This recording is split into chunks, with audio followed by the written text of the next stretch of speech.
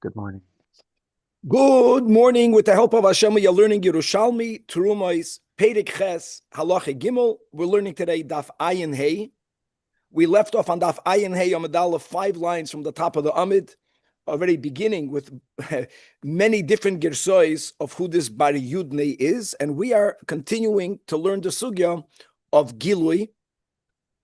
A very warm welcome over here to Rabbi Yaakov Kamaiko. Wow, Shalom Aleichem. And this is from the Eibishter that we have. Shlomo Horowitz came back. Rabbi Yaakov is here. I never learned so much Agadah in Yerushalmi since we started. That goes to all of us. It's unbelievable. Now, we are learning about a topic that we also have in the Bavli, which is Gilui, that the Chazal made a takana, beginning with Mayim, Yayin, and Cholav. Later, as we'll learn on Daf Ayin Zayin in a few days, they extended it to many other items, but beginning with water, wine, or milk, that's left uncovered.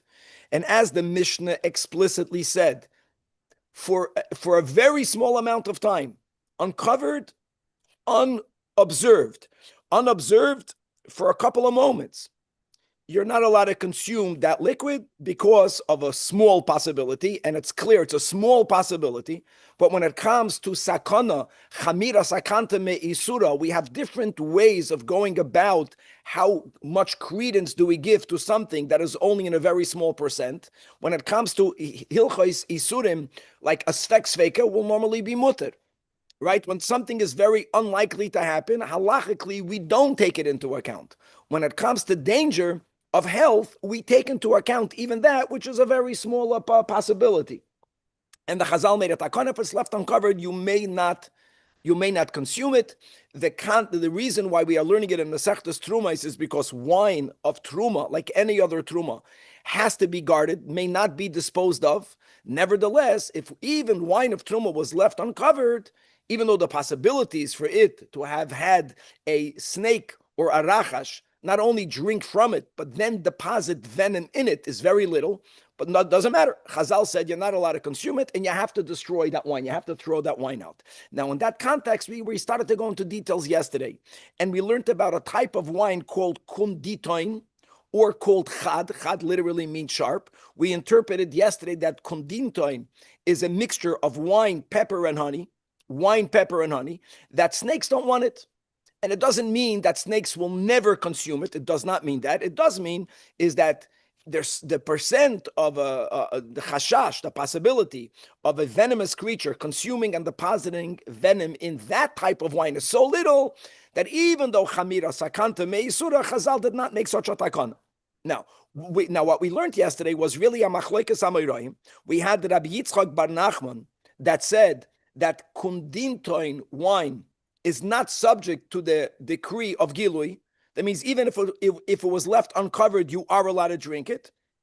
But he never mentioned anything about Yayin Nesach, which would imply that if such a wine was moved or even stirred, swiveled by a non-Jew, it would become rabbinically prohibited under the category of Yayin Stam because of the chashash that maybe the non-Jew had in mind that he's moving it l'shem avodah zarah.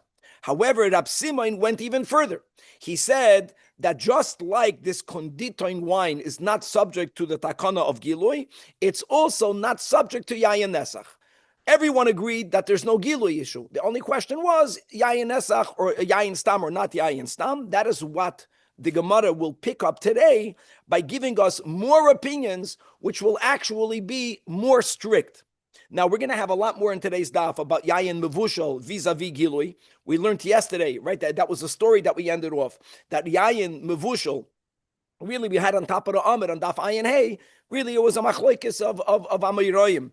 And even though Rav Bibi was very lenient, Rav Imi, who was the host, was more machmer. He felt that even though it was Yayin Mevushal, if it was left uncovered, halachically uncovered, and a non-Jew had access to it, you no longer are allowed to consume that wine. Now, what we will learn a lot about today will be about locations and situations where the snakes or the rachash is frightened to appear, and if they and therefore, even though the wine or the water or the milk was left uncovered, you will be allowed to have it. Snakes are afraid, in principle, to appear in front of human beings. Obviously, there are always exceptions. We're going to have unbelievably wild stories today about that. We're going to learn also details about the types of danger we have from venom. We're going to learn in the beginning in the Rasharilio and then in the Gemara something unique about the Shvifoin snake. The Shvifoin snake is a snake that apparently is the size of a hair. We're talking about a very small snake. And that's why, and it's venomous. And it's very difficult even to see it, even if it's in front of you. And they would live all over in certain locations. And that was the greatest chashash, that there's going to be a shvifain that you didn't even notice that came and drank and deposited venom. We're going to learn in the context of Giloi, we're going to expand the sugya to learn about many other practices that Chazal said one should avoid because of danger. Just as an example, I'll mention in the intro that one is not allowed to place cooked food under a bed. One is not allowed to put bread under an armpit. One is not allowed to put coins in the mouth. One is not allowed to tuck a knife in a radish or an esrog, and many other such practices. Many of them made their ways into Shulchan Aruch. Right, by the Alter Rebbe Shulchan Aruch, Hilchos Reitzeach Ushmiras HaNefesh, the Alter Rebbe actually paskins like some of the dinim, some of these practices that we are going to learn in today's daf. Again, daf Ayin Hey, and because of the guests, to draw them in, B'Hashgacha Pratis, Agadata, basically. So, guys, 5 lines from the top. Now, the Gemara begins, if you're looking inside the Gemara, with a Bar Yudnei. It's a Naya name. If you look inside the Shinur Nischois, just to put, either he's called Yudnei, or Yudna, or Yoichna, or Marana, or Rav Yuda. Okay, just an introduction to all of you newcomers that in the Yerushalmi, the main reason why people did not learn it in the past the way we learned the Bavli was because there was so many different nuscha'os that it was very difficult to follow. This is not just about names. Did he say mutar or asr? You don't even know what he's saying. And then there's a kasha. You don't know if it's a kasha and mutar, a kasha and asr. It became very difficult.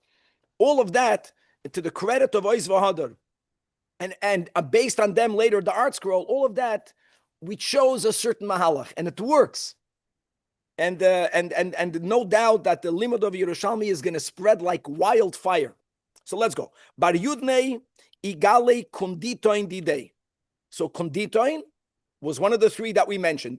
Yesterday we learned, like we mentioned, whether you're following Rabbi Yitzchak Bar Nachman or Rab Simon, everyone holds that there's no gilui issue. The only question is there a yayin nesach, yayin stam issue? Here we're saying, but everyone agreed yesterday that you can have it, but he didn't know. So Asa Shaul el Rabbanan, he asked whoever the Rabban, he asked the rabbi, your local Orthodox rabbi, and Amr and Lay, and they, the Chevra, they told by Yudni, they told him Asur. In other words, they were of the opinion that a Rachash or a Nachash, we said yesterday is a Machloikas. Either a Rachash is exclusively one of the names for a Nachash, or Rachash is more inclusive. Whichever one, that the Rachash might have consumed and poisoned it. So the Gemara says, hold on, quoting from what we learned yesterday, that Hachad was konditoin. Mar, we touched yesterday, Mar is a wine that they would add a herb called pastidoin or pastidnoin, whichever one. They would add it in there. And hamasik, which means sweet. Yesterday we learned it means cooked wine. Cooked wine is called sweet wine. Everyone agreed, ein behem mishum gilui. In other words, are the chachamim who paskin to Bar Yudnei, are they arguing with all of those amayirayim? So the Gemara says, no, they're not. No, they're not. And this is so important. So Rabbanan de Keisarin, b'shem Rab Chia bar Titos, let's take a pause. Titos, if it's Titus, so it's a shocker. But we have Petros. We know we know that there were at times names of our Chachamim that didn't sound like Jewish names. The problem is if it's a name of a big Russia, that's something very difficult to appreciate. Many say that Titos and Titus are 2 different names. Okay, be that as it may. So they said that what? When did we learn yesterday that this kunditoin wine is not subject to the gezerah of Giloi? That's only Bahu this chik chad litlasa. That's only the one that it has thirds. It has grounded in it thirds. Most understand that to mean that if it's a third pepper and a third honey and a third wine, in other words, the pepper content is a lot. It's a third. Over there, the snake won't want to drink it. He'll never drink it. Therefore, b'meila, he's not going to put poison in it. But the shaila that was asked to Bar Yudne, even though he was speaking about konditoin, he was not talking about a type of konditoin that had such a high percent, a whole third of pepper. It was where's Aaron Weiss? All of the wines that he has. A little bit.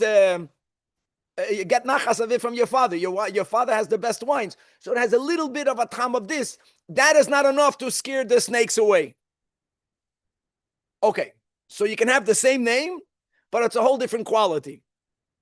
Now, bo'on kumei rababo. Let's go back to cooked wine. Yain shenis bashal. Wine is cooked, and now shenis gala. It's left uncovered. Again, we learned yesterday in the same quote of achad v'hamar v'hamosoik. Mosoik, we said yesterday, means sweet wine. Everyone said yesterday that ein behem mishum gilui. The only machlokes was yayin nesach or not, yayin stam or not. Here again, they asked the question, and Amar Loin, Rabbi Boa answered that koryena tzericha l'Rabbi Yochanan, that a type of wine that's called koryena. Koryena, guys, l'chu'ura is mamish grape juice. All right? Which is very sweet. In other words, koryena wine is even sweeter than yayin shenis bashal. So even if it comes to a wine that's even sweeter than yayin shenis bashal, Rabbi Yochanan tzorechna, the Yerushalmi means he wanted to know. That means he was uncertain. He had a doubt.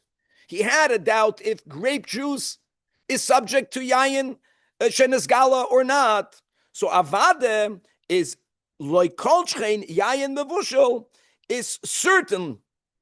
Certainly he would have a doubt. In other words, Rabbi Yochanan is more machmer. He's not going to jump. Sweet wine, maybe the snake will have sweet wine. Ooh. So says the Gemara, Shal. Now, Rabbi Yochanan would have a doubt, that doesn't satisfy us. Okay, so what's the din? So all Shal Rabbi Yitzchak, that's important. If a Rav gives you a psak, you're not going to go psak shopping. But if a Rav tells you there's a suffix, okay, then you ask another Rav. So he asked Rabbi Yitzchak, and Amalei, Asur. Wow. It's against what we learned yesterday, that even though it's cooked wine, if it's left uncovered, just for people that are joining today, based on Toisvis, in Avodah Zarah Daf Lamed Hey, I think there's another Toisvis somewhere. Based on that, who he says that already Bisman of the over there in the Frenchies in France, there was no matzui, even less than the times of Chazal. Therefore, there's no more isur of yain that's left uncovered. Tosfos himself challenges himself. The rule is when Chazal make a gezerah, even if the reason is nullified, so what? You have to have another minoy of the Sanhedrin that are bigger, b'chachma u'b'minyan, to undo it. So that's a whole topic. We have this twice. I just want to say yes. I forgot to say yesterday. You know where else we have this?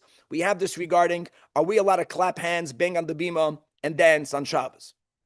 So in the context of the takanas chachamim, not to play musical instruments, the reason why you're not allowed to play musical instruments is because if it's going to break, you might fix it. Fixing it is a isur doiraisa. Tikkun mana, makah b'patish, you're going to be over, b'shoigig b'chayv chatos.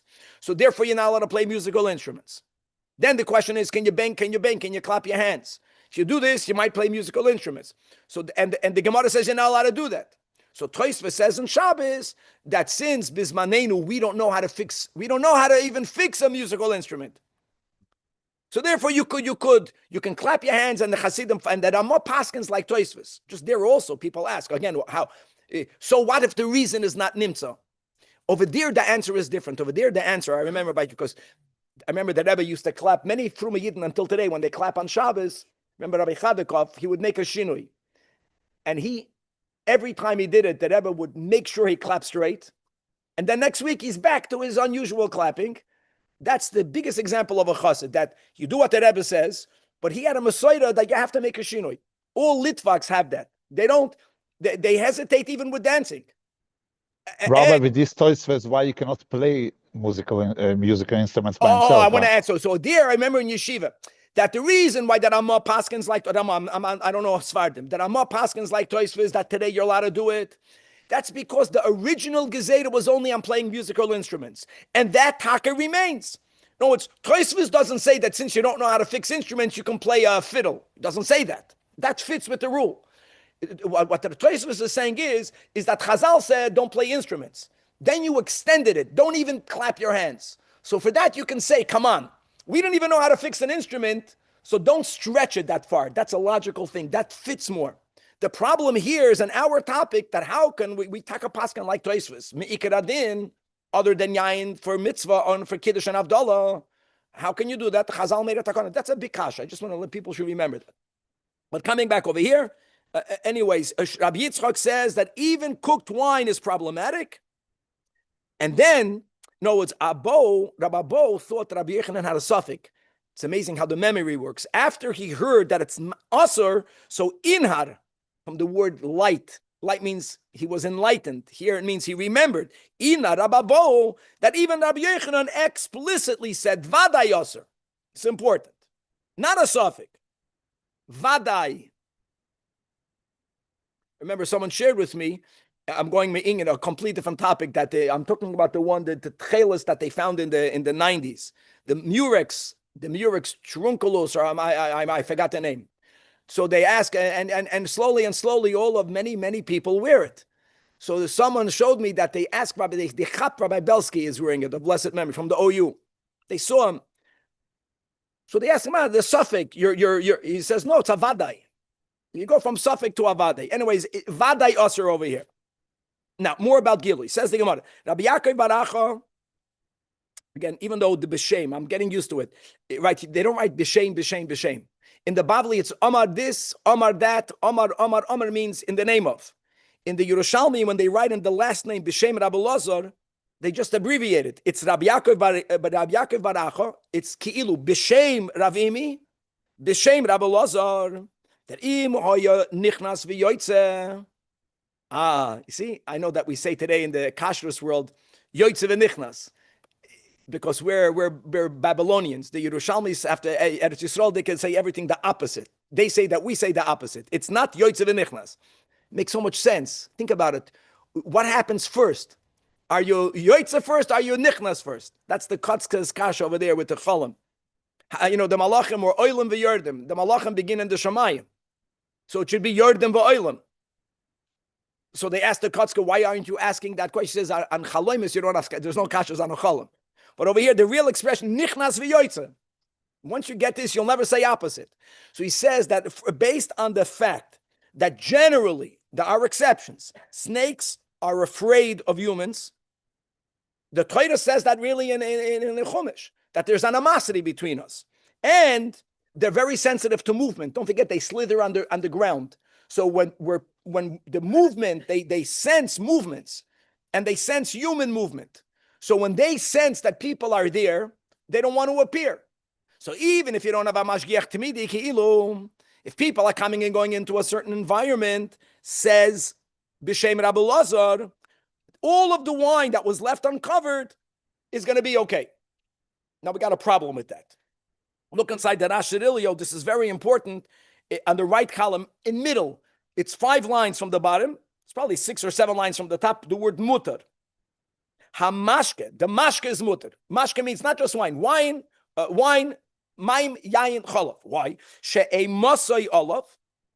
That snakes are afraid, frightened from people, and therefore ve'enu yotzim min achoid. He's not going to come out of his hole. V'hainu kidem moiki masnisen. The b'makim karav de lekamin b'shfifoin. Now really he's asking a problem. The Mishnah doesn't say that.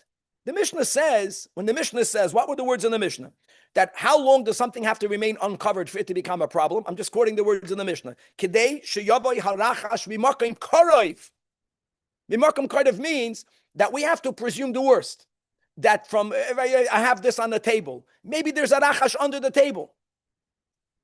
Which would mean, 20 seconds. How can that, the Mishnah doesn't say, that if people are yoitzev and nichnas, it doesn't go together. So the answer is, says the Rash Cirilio, that there's a snake called shvifoin. The shvifoin snake is not afraid of people. The shvifoin snake is tiny, mamash, the size of a hair, and it's venomous. It has no fear of us. So where there is this shvifoin snake, over there's no such a heter of the nichnas v'yoytz. But even in the times of Chazal, they differentiated between a place where the shvifoin is matzui. Now you see where Tosfos got it from. Tosfos says that nechashim are not matzuyim. Already in the times of Chazal, there was a difference. B'makom she'ein shvifoin matzui, only over there, says the Rash Ilyo, does the Gemara say here that if you're nichnas v'yoytze, you're mutter, because the larger snakes, they're not going to appear where people are there, and people don't have to be there the whole time, even if they're just nichnas v'yoytz.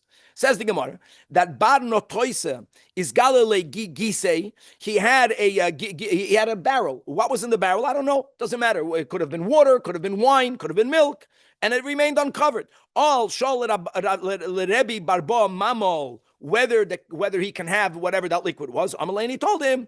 Again, this was b'makom she'ein shvifoin matzui. I'm just adding in the words of the Rash Ilyo. Im hoya nichnas v'yoytze. In other words, this concept was actually paskin halacha l'mais. Says the Gemara. In other words, now that we said they're afraid of people, what about a person sleeping? Says the Gemara that Rabbi Yaakov bar Acha, again, in the name of Ravimi, in the name of Rabbi Lazar, that even im hoya yoshein, even if a person is sleeping in the vicinity where this liquid was left uncovered, that also is muter, gevaldik. Why? Because the snake is afraid. This fear isn't only of a awake person, it's also from a fashlaf in a person.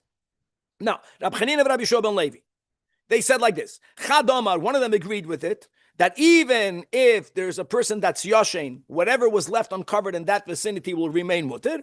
V'charno Omar, just add an aleph, a lot in the Yerushalmi, which is acher, right? The other one says yoshein is asur. Now, v'lo yadin, we forgot between Rab Chanina and Rabbi Shua ben Levi, man Omar do, man Omar do. However, umistabre, look at the logic of the Gemara, that Rab Chanina was the one that said yoshein mutter. And I'll tell you right away that Rabbi Lazar, Rabbi Yaakov bar Acha, in the name of Ravimi, in the name of Rabbi Lazar was a Talmud of Rab Chanina. And when you look at a Chassid, when you look at a Talmud, you can presume that he's mirroring his Rebbe. Since Rabbi Lazar was lenient, he was a Talmud of Rab Chanina. Mistama Rab Chanina was the one that said it's mutter. The B'chol Asar, Rabbi Lazar samech le Rab Chanina. Rabbi, isn't there a halacha that when someone sleeps and it breaks kailim, is like chayav because he moves? So maybe also when you sleep, you move. That's why the nochash is not going to... Very good, yeah. Very good. Rabbi Yossi ben Shol, mishtoi, he shmoozed, he related. Hahon uvda, the following incident. That Chad Itza, there was a woman. We never had a Gemara like this in the Yerushalmi yet. Juicy. There was a woman. Have a rachma mitzvasa sagi.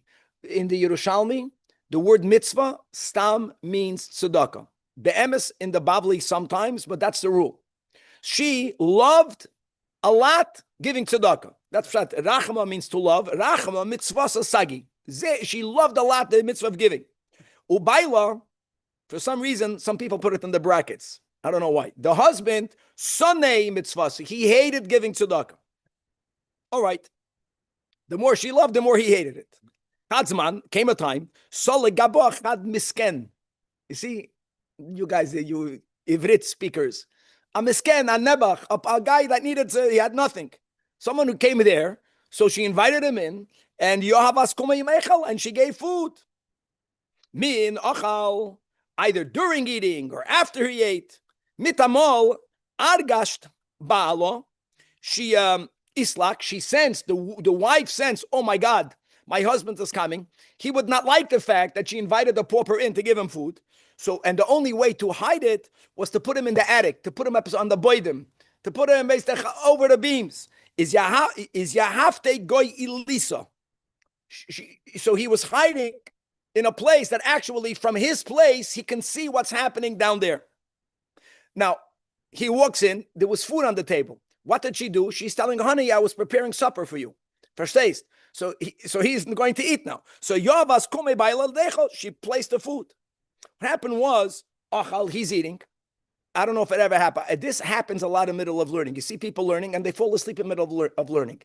I remember my Rebbe telling me in Cheder, did you fall asleep in the middle of eating? Here you have a guy, middle of eating, he fell asleep. Did you ever fall asleep in the middle of eating? So this man is eating.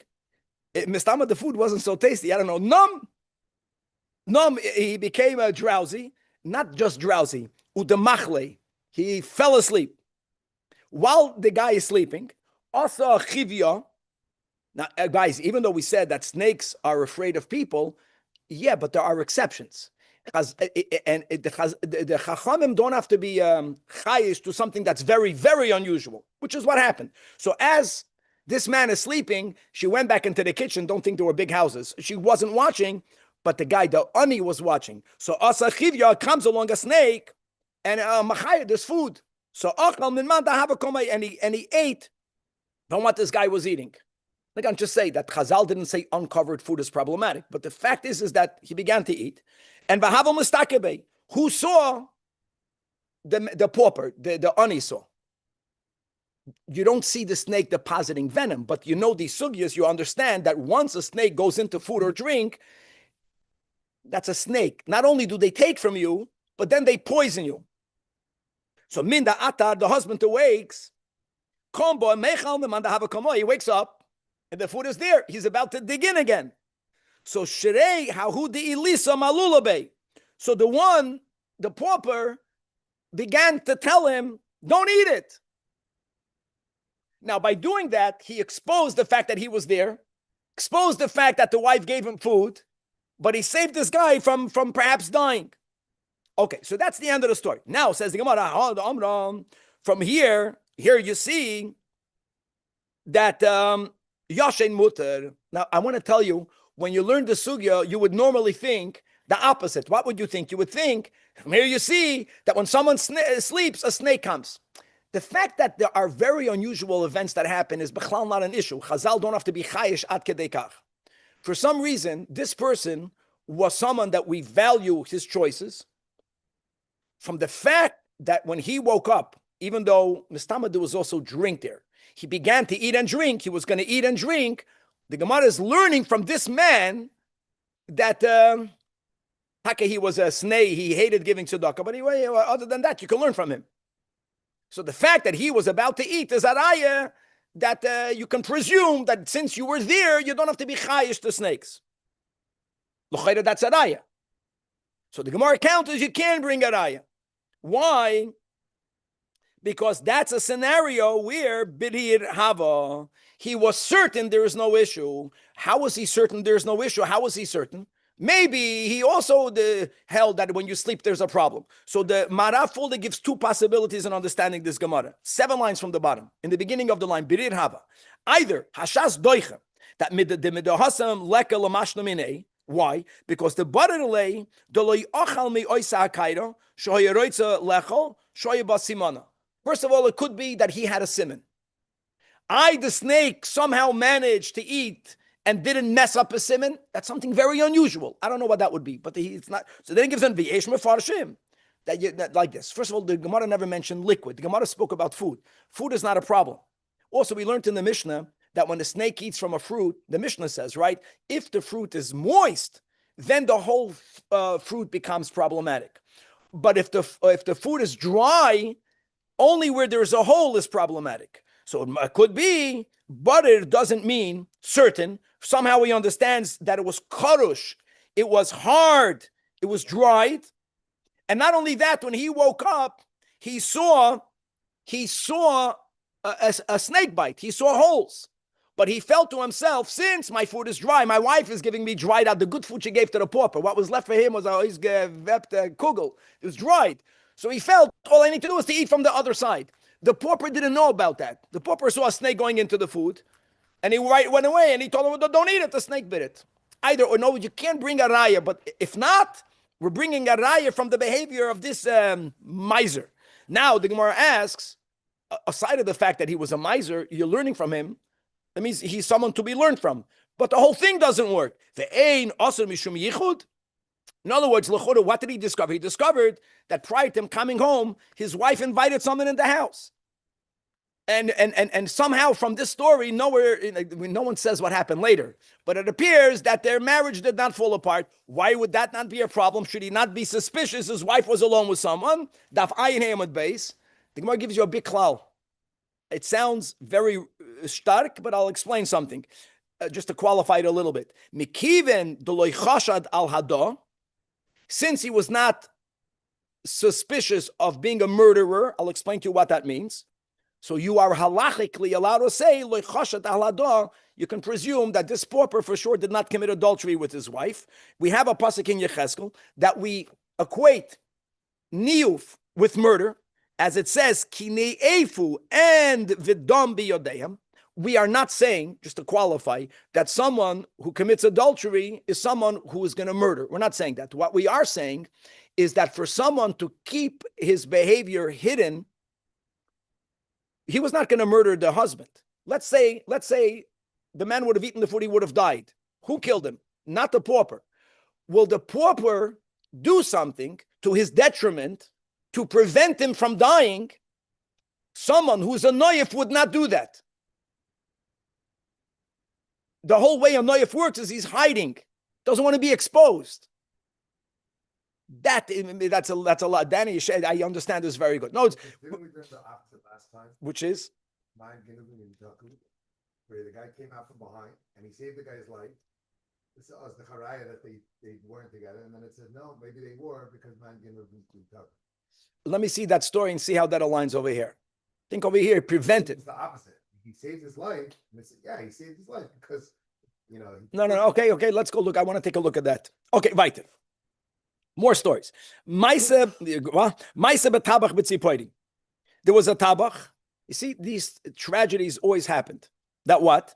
That he wasn't, he was an he had a kashrus on his butcher shop, but shohaya Michael Yisrael nevelis utreifus. But he would, for $1, he would sell non-kosher food.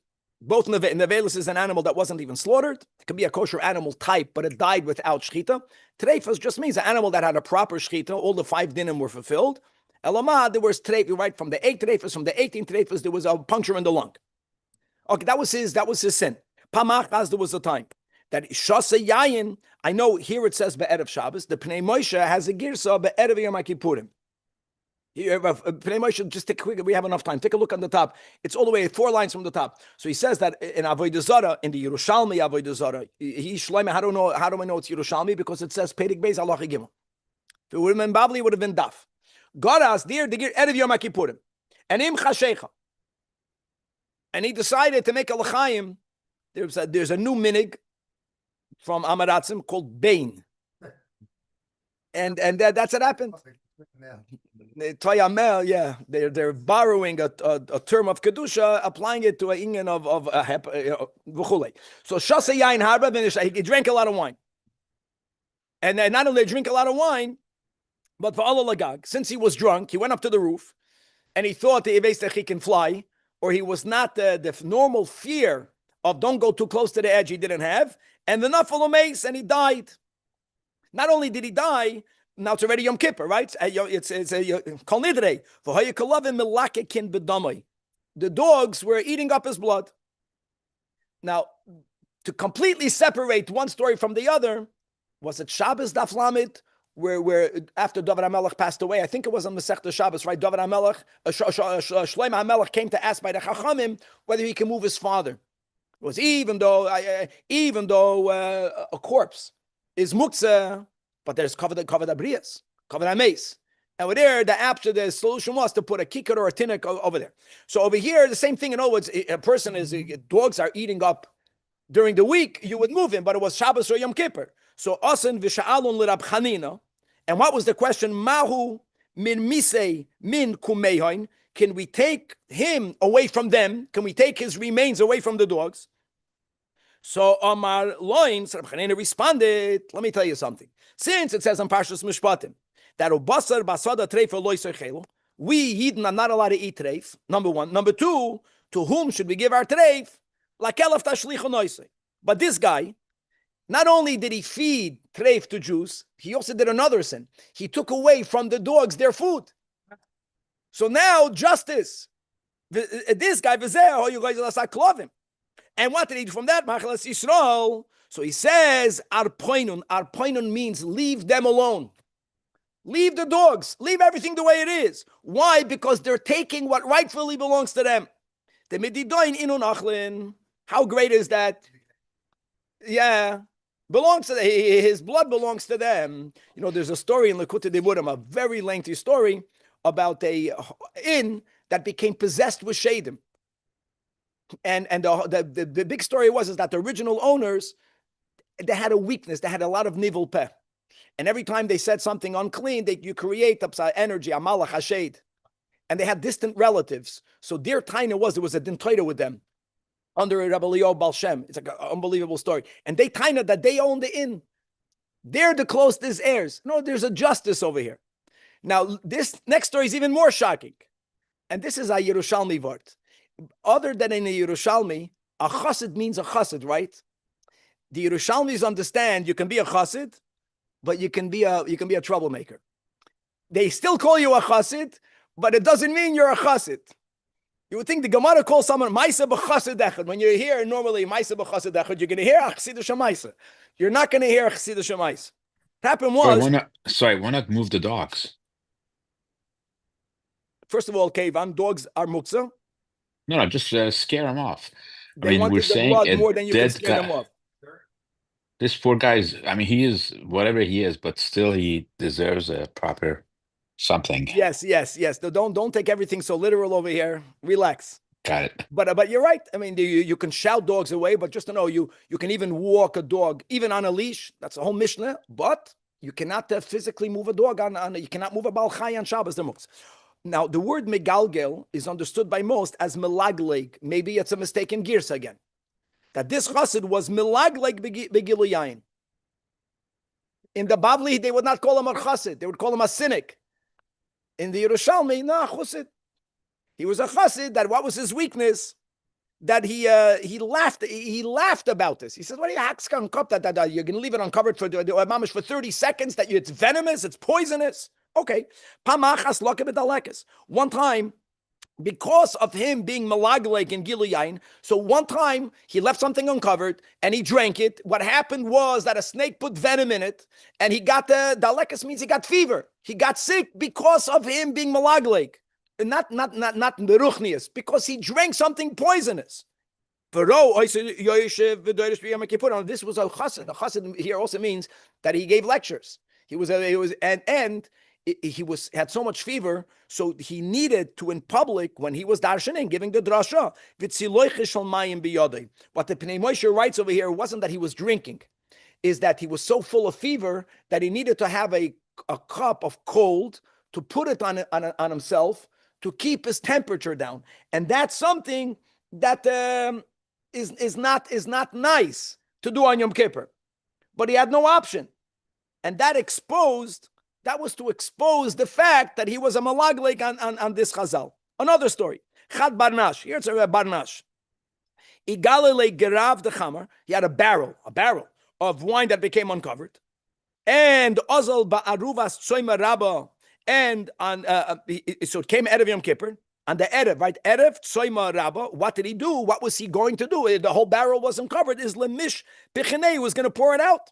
Chamsacha, the person saw that he's about to pour out a ganze barrel of wine. Amar Lein, he told him, have a lei nishtaya. 1 second, before you throw out your wine, I'll have some of your wine. Amar Lein, he told him, lav migalihu. What do you mean? It was gilui. It's usher. It's usher for you to drink. It's usher for me to give it to you. So Amar Lein, this person told him, have a li umare detsoima leikum. No, he tells him, you can give it to me. I am not afraid that the master of the fast, which is the Eibishter, is going to help me stand. Says the Pnei Moshe. It's around 22 lines from the top. It's Gavaldik what this guy told him.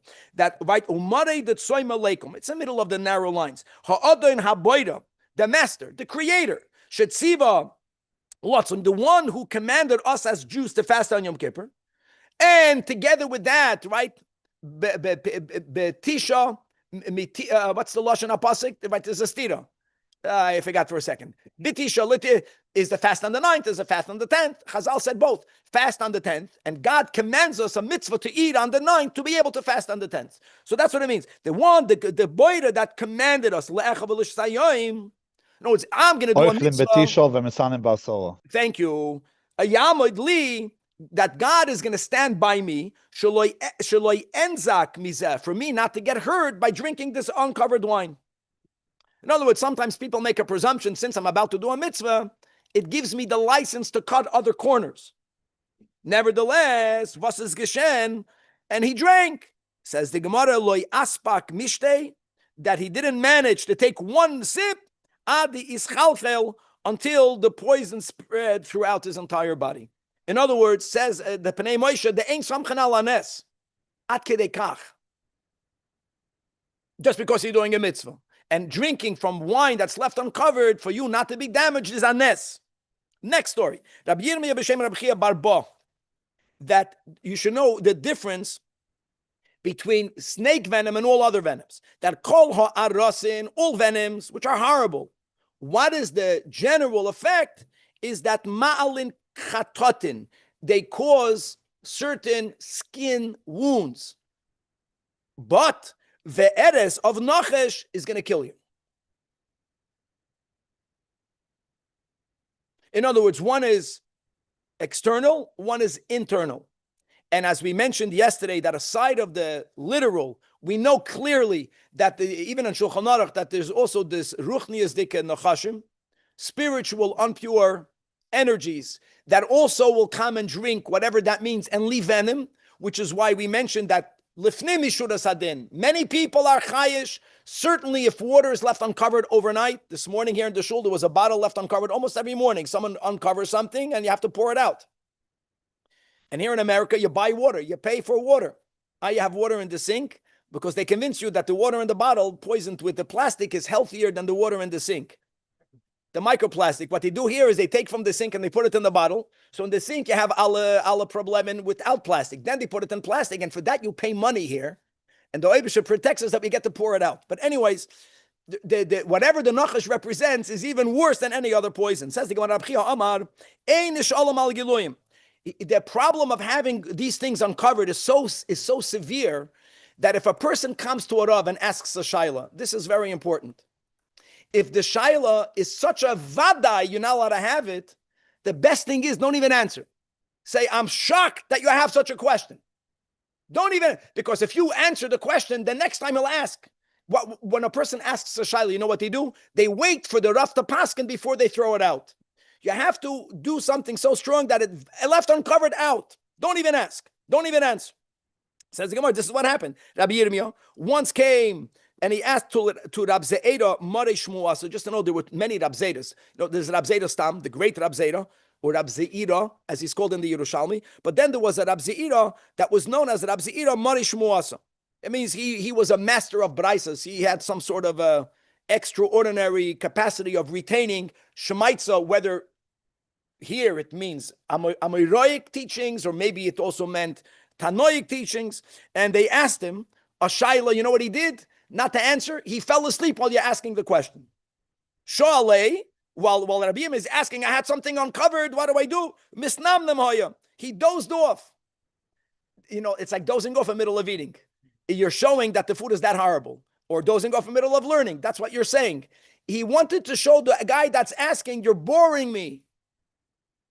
Next, Rab Ze'eda, that's not Rab Ze'eda Marash Muasa, that's Tam de Rab Ze'eda. Have a Yosef Ochel Vahava Damich. He was sitting and eating, and he became drowsy, but he had a cup of something in front of him, Mistama wine, not wine. Yav Yodei Al Toimanta.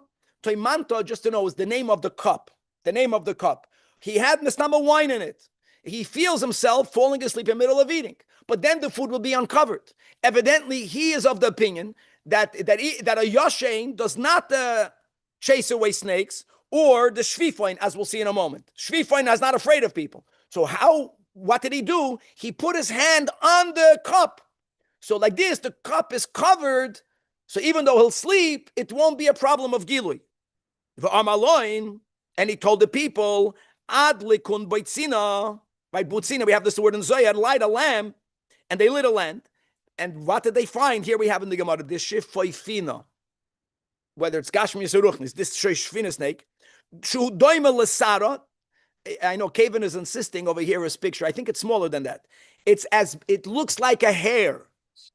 That's how little it is. Was around the cup. Elamah, his hand was preventing it from getting in. It's amazing that this shifoifina cannot bite you, but it can put venom in the cup. It can put venom in the liquid. And Amalei, and he told the Shvifain, Rashina, you wicked one. Loi haveno zoirbach. Was I not careful with you, you wicked one? You see I covered the cup. Why did you even come here? Invite it. Omar Ravimi, says Ravimi, that if public consider in a certain zman certain behaviors to be dangerous, then you have to be chayish to it. In other words, avoid practices that the public consider to be dangerous. Even if it's not explicitly prohibited in the Torah. You know, people argue that driving is dangerous. People don't consider it dangerous.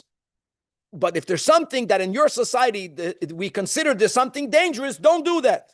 For example, Asur lemeitan barnash peritin goipuma. You're not allowed to put coins in your mouth. And we have this in Shulchan Aruch. Anything that's in your wallet should not go in your mouth. Because the zeya of a person, the sweat of a person is poisonous to the exclusion of the sweat from one's face. And, the wallet is in your pocket. Coins also are touched by everyone. People's hands carry a lot of bacteria. So coins are filled with schmutz. So don't put a coin in your mouth, even though we don't find this in Chazal, but we have to adhere to it. I just want to read the next few lines. I know it's late. Daf Ayin Vav just on the top. V'tavshila tusei arsa. Don't eat from cooked food that was left under your bed. You have tshuvos from today's poskim about on an airplane in the cattle class. That over there you put your food under the chair of the guy in front of you, and there kaviyachal sleeping, suffering. Is that a problem? Could be it's a problem. Here in the Yerushalmi, the problem is on cooked food, but we go beyond cooked food, just to be aware of it. And don't put pita, don't put a piece of bread under your armpit. That's clear because your armpit has the most sweat. People walk, they put the chachamim. Meitza sakina goy pulga or sakina goy esrega. People would have little knives with a blade. They don't want people to get cut, so they would stick it in a radish. They would stick it in an esrog. You're not allowed to do that. Why? Because the observer won't see the blade. What will happen? He'll sit down on the radish. He'll knock the radish and he'll get cut. In other words, there are certain behaviors we see from Gilui that we have to be very careful about danger. Aside of what Chazal said, if the society considers this, that, or the other to be dangerous, we have to adhere and not do that behavior. A lot more to be continued.